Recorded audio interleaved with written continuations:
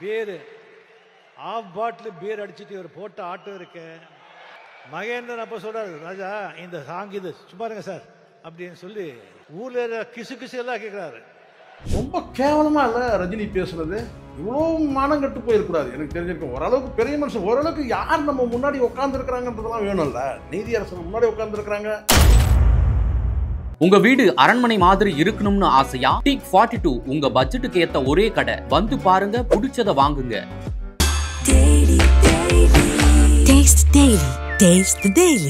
நீங்க வந்து இதை பேசிட்டு அதை தாண்டி கிசு கிசன் வெக்கமா இல்லையா நான் கேட்கறேன். மானம் இல்லையா ரஜினிகாந்துக்கு? வேற வழியில கெடுதுன்னு ஆகணும். நீங்க அரை பாட்டில் பிராந்தியை தாண்டி கிசு கிசுன்றல பெரிய மனுஷன் தான் நீங்க. மானம் இருக்கா ரஜினிகாந்துக்கு? இளையராஜாக்கு வெக்கம் இருக்கான்னு கேட்கறேன். நான் விழா ஒரு கேடான்னு கேட்கிறேன். ஆனா இப்போ இது வந்து நார்மலா நிறைய பேர் என்ன சொல்றாங்கன்னா ஒரு ஜாலியா ஃபன்னா திரும்ப திரும்ப ஜாலி நீங்களும் சொல்றீங்க. அதே திருப்பி இல்ல நான் என்ன கேள்வி ஜாலி ஒரு வரம்பு இருக்குமா? ஜாலியா கேள்வியே என்ன அப்படினா ஏற்கனவே பேசியிருக்காரு. கழிவறையும் படுக்கையறையும் தவிர்த்துட்டு மீதி எல்லாம் வந்து பொது இடமாயிடுச்சு, கவனமா இருங்கன்னு சொல்லிட்டு. அந்த இடத்துல வந்து பாத்தீங்கன்னா அரசு விழா எடுக்குதுமா? அறிவு வேணா ரஜினிகாந்துக்கு நான் கேட்கிறேன். இது என்ன அம்பானி வீட்டு கல்யாணம் பண்ணி போய் வந்து குடிச்சிட்டு டான்ஸ் ஆடுறதுக்கு? அந்த திருமணத்தில் ரஜினி போன்ற வந்து ஒரு நடிகர் போய் டான்ஸ் ஆட வச்சு எதுன்னு கேட்டீங்கன்னா ரஜினி உடம்புல ஓடுற அடிமை ரத்தம்னு சொல்லி பேசுறேன். இதுக்கு கடுமையா இருத்தாங்க. என்னங்க ரஜினி உடம்புல ஓடுறது அடிமை ரத்தம் சொல்றீங்க? ஆமாங்க. இதுல இருந்து என்ன தெரியுது? அடிப்படையில நீ வந்து பாத்தீங்கன்னா இன்னும் பக்குவமே அடையல, பெரிய மனிதன் ஆகலன்னு அர்த்தம். இன்னும் நீ வந்து சின்ன பையனாவே இருக்கிற. வணக்கம் சார். வணக்கம். வணக்கம். இளையராஜா அவர்களுடைய 15 இயர்ஸ் செலிப்ரேஷன் இதுல பல பேர் கலந்துக்கிட்டாங்க. ஆனா இப்போ இதுல பெருசா பேசும் பொருளா என்ன மாறி இருக்கு அப்படின்னு பாத்தீங்கன்னா ரஜினி அவர்களும் இளையராஜா அவர்களும் மாத்தி மாத்தி பேசிக்கிட்ட ஒரு விஷயம், குறிப்பா ரஜினி அவர்கள் பேசின ஒரு விஷயம். நீங்க இதை எப்படி பாக்குறீங்க? இல்ல பொதுவா அரசு விழால வந்து இது முதல்ல ஒரு வந்து இது பாராட்டு விழா. இந்த பாராட்டு விழா வந்து அரசு தான் நடத்துது, திமுக நடத்தல. முதல்ல பொது நிகழ்வுல வந்து என்ன பேசணுன்றது ஒன்று இருக்குமா? இப்போது நாளுக்கு நாள் வந்து தேர்தல் நெருங்குது, பிரச்சாரங்கள் வந்து முடுக்கி விடப்படுது. இதை தாண்டி வந்து இது ஒரு அரசு விழாவே வந்து அரசியல் விழாவான்னு கூட ஒரு கேள்வி இருக்குது. இது வந்து அரசு தான் நடத்துது, இது அரசியலுக்காக நடத்துகிறாங்களா? ஏன்னா தேர்தல் நெருங்குது இல்லை. இப்போ இளையராஜாவுக்கு வந்து ஒரு பாராட்டு விழா நடத்தும் போது இது அரசியலுக்காக, வாக்கு அரசியலுக்காக வந்து இந்த விழா நடத்துகிறாங்களான்னு ஒரு கேள்வி இருக்குது. அதை கடந்து வந்து ஒரு சாதனையாளருக்கு வந்து ஒரு 50 ஆண்டு காலம் நிறைவு செய்த ஒரு ஒரு இசை ஞானிக்கு, மேதைக்கு ஒரு விழா நடத்துறீங்கன்னு சொன்னால், அரசு விழா நடத்துதுன்னா அப்போ அதில் வந்து கொஞ்சம் கூடுதலான கவனம் இருக்கும், கண்ணியமாக நடத்தணும்ல. அது யார் வேணால் பேசட்டும், ரஜினியை பேசட்டும் இல்லை யார் வேணால் பேசட்டும், பேசும்போது கண்ணியமான வார்த்தைகள் பேசணும்ல. முதலமைச்சர் இருக்கிறாரு, துணை முதலமைச்சர் இருக்கிறாரு, அமைச்சர்கள் முன்னாடி இருக்கிறாங்க, நீதியரசர்கள் இருக்கிறாங்க. இன்னும் சொல்லப்போனால் வந்து ஐஏஎஸ் ஐபிஎஸ் இந்த நாட்டை நிர்வாகம் பண்ணக்கூடிய அத்தனை பேரும் குழுமி இருக்கிற ஒரு பெரிய பொது சபையில் நீங்கள் வந்து உங்கள் மனதின் நினைவுகள் நீங்கள் பகிர்ந்துருக்கீங்கன்னு சொன்னால், அது கூட இந்த நினைவுகள் எப்படி இருக்கணும்னா, இந்த உயர்ந்த மனிதனில் ஒரு பாட்டு ஒன்று வரும், அந்த நாள் ஞாபகம் நெஞ்சிலே வந்ததே நண்பனே நண்பனேன்னு சொல்லிட்டு வரும். ஸோ அதுக்கு பிறகு சில ஒரு வரி கூட வரும்னு கேட்டிங்கன்னா, புத்தகம் பையிலே புத்தியோ பாட்டிலே, புத்தகம் பையிலே புத்தியோ பாட்டிலேன்னு சொல்லிட்டு வரிகள் வரும். அந்த மாதிரி ஒரு நேர்மையான ஒரு உங்களோட நினைவுகளை பகிர்ந்துக்கிட்டிங்கன்னா பரவாயில்ல. ரொம்ப கேவலமாக இல்லை ரஜினி பேசுனது. இவ்வளோ மானம் கட்டு போயிருக்கூடாது. எனக்கு தெரிஞ்சிருக்கும் ஓரளவுக்கு பெரிய மனுஷன், ஓரளவுக்கு யார் நம்ம முன்னாடி உட்காந்துருக்கிறாங்கன்றதெல்லாம் வேணும்ல. நீதியரசர் முன்னாடி உட்காந்துருக்குறாங்க, முதலமைச்சர் உட்காந்துருக்கிறாரு. நம்ம எதை பற்றி பேசுகிறோம்? அரை பாட்டில் பீரை பற்றி பேசுகிறோம். பீரும் பிராந்தி எல்லாம் போதை தானே. நாடே வந்து போதைக்கு எதிராக பேசுது. முதலமைச்சர் போதைக்கு எதிராக பேசுகிறாரு. நாடே போதைக்கு எதிராக வந்து பார்த்தீங்கன்னா இந்த மதுன்றதை நார்மலைஸ் பண்ணி அடுத்தது பொக்கைன்னு ஏதோ போயிட்டுருக்கலாம்.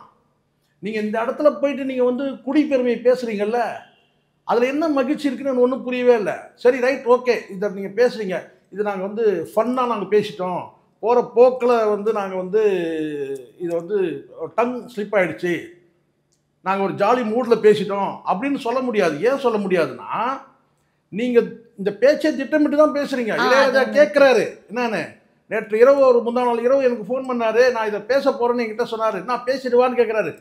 பேசுன்றாரு. புரியுதுங்களா? 75 வயசு பசங்க ஏதோ ஒரு 17 வயசு பசங்க மாதிரி பேசுகிறீங்க.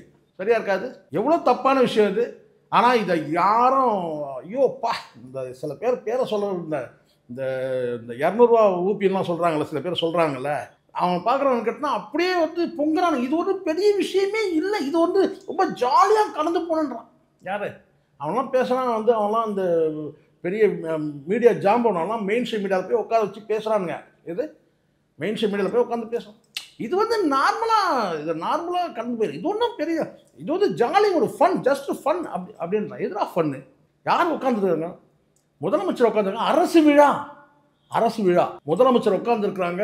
முன்னாடி யாரெல்லாம் உட்காந்துருக்காங்க? பெண்கள் உட்காந்துருக்காங்க. அதை தாண்டி நீங்கள் வந்து அறப்பாட்டல் நீதியரசர்கள், ஐஏஎஸ், ஐபிஎஸ், அதை தாண்டி வந்து பார்த்தீங்கன்னா பொதுமக்கள் யாரெல்லாம் வந்து இங்கே வந்து பெரிய மனிதர்கள், நம்ம வந்து அரசியல்லையும் பொது வாழ்க்கையிலையும் யாரெல்லாம் பெரிய அத்தனை பெரிய மனிதரும் உள்ள உட்காந்துருக்குறாங்க.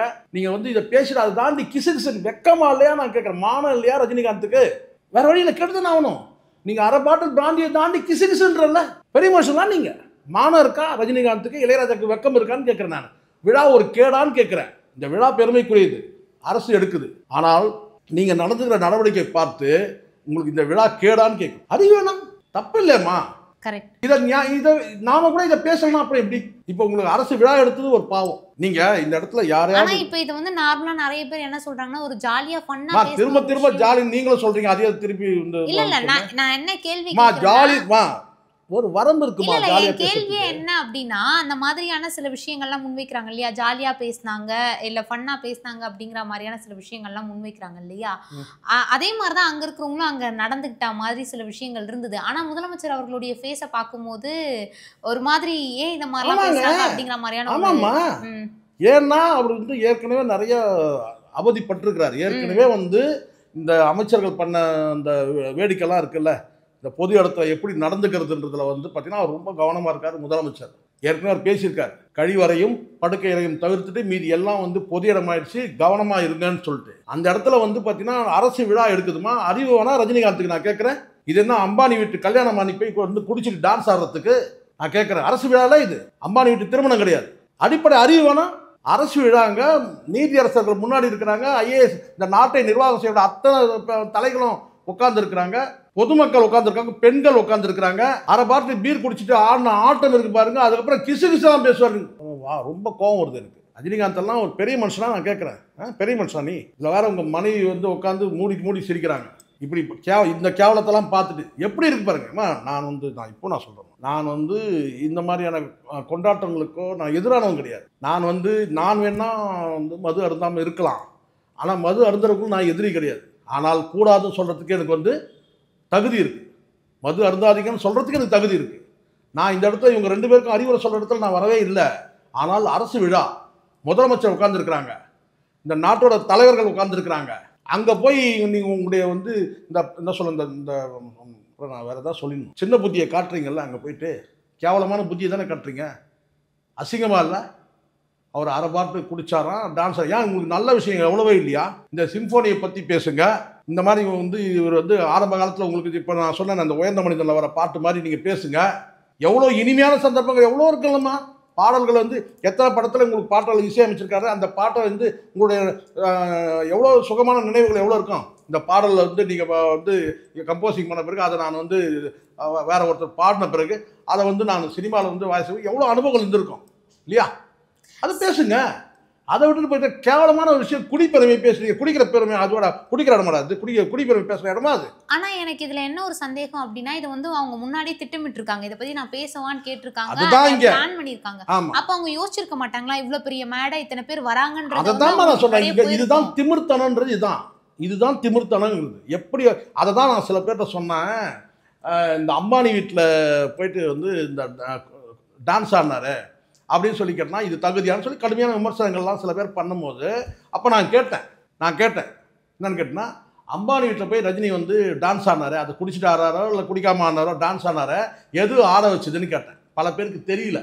நான் கேட்டேன், அந்த மீடியாவில் பேசும்போதே கேட்டேன், ஆங்கர்ட்டையும் கேட்டேன், சில பேர்கிட்ட கேட்டேன், எது ஆட வச்சது எது? பல பேர் பதில் தெரியல. ஒவ்வொருத்தர் சொன்னாங்க பணம் சொன்னாங்க, அப்புறம் வந்து பார்த்தீங்கன்னா அது வந்து மதுன்னு சொன்னாங்க, என்னென்னோ சொன்னாங்க. ஆட வச்சது அது கிடையாது. பணக்காரன் வீட்டு பணம் முதலை வீட்டு மிகப்பெரிய என்ன சொல்றது கேட்டால் வந்து இந்த நாட்டையே ஆட்டி படைக்கக்கூடிய அளவுக்கு வந்து செல்வமும் செல்வாக்கும் உள்ள ஒரு மனிதர் வீட்டு திருமணம். அந்த திருமணத்தில் ரஜினி போன்ற வந்து ஒரு நடிகர் போய் டான்ஸ் ஆட வச்சது எதுன்னு கேட்டிங்கன்னா, ரஜினி உடம்புல ஓடுற அடிமை ரத்தம்னு சொல்லி பேசுனேன். இதுக்கு கடுமையாக எதிர்த்தாங்க. என்னங்க ரஜினி உடம்புல ஓடுறது அடிமை ரத்தம்னு சொல்றீங்க? ஆமாங்க, அங்கே எதை ஆட வைக்கிது? நீங்கள் பெரிய சூப்பர் ஸ்டார், நீங்கள் ஒரு கௌரவமாக வந்து ஒரு இருக்கையில் உட்காந்து கால் மேலே கால் போட்டு உட்காந்து ரசிக்கிறோமா? அந்த திருமண நிகழ்வை போய் வந்து டான்ஸ் ஆடணுமா? அது ஃபன்னா? அதே தான் இங்கேயும் நடக்குது. இங்கே வந்து இது என்ன நிகழ்வு, அரசு நிகழ்வு, இது என்ன வந்து யாருக்கு பாராட்டு விழா, யார் முன்னிலையில் இருக்கிறாங்க, இது எதுவுமே தெரியாமல் நீ அங்கே போய் நின்று இந்த மாதிரி ஒரு கேவலத்தை பேசுகிறேன்னு சொன்னால் இதுலேருந்து என்ன தெரியுது? அடிப்படையில் நீ வந்து பார்த்தீங்கன்னா இன்னும் பக்குவமே அடையல, பெரிய மனிதன் ஆகலன்னு அர்த்தம். இன்னும் நீ வந்து சின்ன பையனாகவே இருக்கிற. அப்படி தான் நம்ம சொல்ல முடியும். இதை தாண்டி ஒன்றும் சொல்கிறதுக்கே இல்லை. பக்குவமற்ற ஒரு மனிதராக இருக்கீங்க, பகுத்தறிவு இல்லை, சாதாரண அறிவு கூட இல்லை. சாதாரண அறிவு இருந்துன்னா கூட பரவாயில்ல. இது வந்து பார்த்தீங்கன்னா நீங்கள் பார்க்கணும் இந்த இடத்துல. இது நம்ம எதை பற்றி பேசுகிறோம்? பீர்ன்றது போதை. ஏற்கனவே வந்து முதலமைச்சர் போதைக்கு எதிராக பேசியிருக்கிறாரு. இந்த நாடே வந்து பார்த்தீங்கன்னா வந்து போதைக்கு எதிராக வந்து பார்த்தீங்கன்னா வந்து போதையில் பலியாகிட்டு இருக்குது. அப்போ இந்த இடத்துல நம்ம வந்து எதை பற்றி நம்ம பெருமையாக பேசுகிறோம்? போதை தானே விஷயம். பீர் பாட்டில் குடிச்சிட்டு ஆடுறதும் அதுக்கப்புறம் கிசு கிசு பற்றின்னு பேசுகிறதும் கேவலமாக இல்லையாம்மா? இது பெண்கள் முகம் சுடிக்கிற மாதிரி இல்லை. இதில் என்ன ஃபன்னு இருக்குது? ஃபன்னும் கிடையாது, ஒரு மண்ணும் கிடையாது. ஆக மொத்தம் நீங்கள் வந்து ஒரு பெரிய மனிதர்களாக இல்லை, அவ்வளோதான். இதுதான் உண்மை. இன்னும் நீங்கள் வந்து சின்ன பையனாக இருந்தால் கூட பேசுவாங்க, யோசிக்கலாம். நீங்கள் அதையும் தாண்டி வந்து பார்த்தீங்கன்னா கேவலமாக இருக்கிறீங்கன்னு அர்த்தம். இன்னும் நீங்கள் வந்து பார்த்தீங்கன்னா வந்து நிஜ உலகத்தில் நீங்கள் இப்படி பேசுகிறீங்கன்னா நிழல் உலகத்தில் எப்படி இருப்பீங்க? நான் சொல்ல கேட்டால் மேடையிலே இப்படி இருக்கீங்கன்னா மேடைக்கு பின்னாடி எப்படி இருப்பீங்க? எவ்வளோ கேவலமாக இருப்பீங்க. உங்க வீடு அரண்மனை மாதிரி இருக்கணும்னு ஆசையா? டீக் 42 உங்க பட்ஜெட்டுக்கு ஏத்த ஒரே கடை. வந்து பாருங்க, பிடிச்சத வாங்குங்க. Taste the Daily.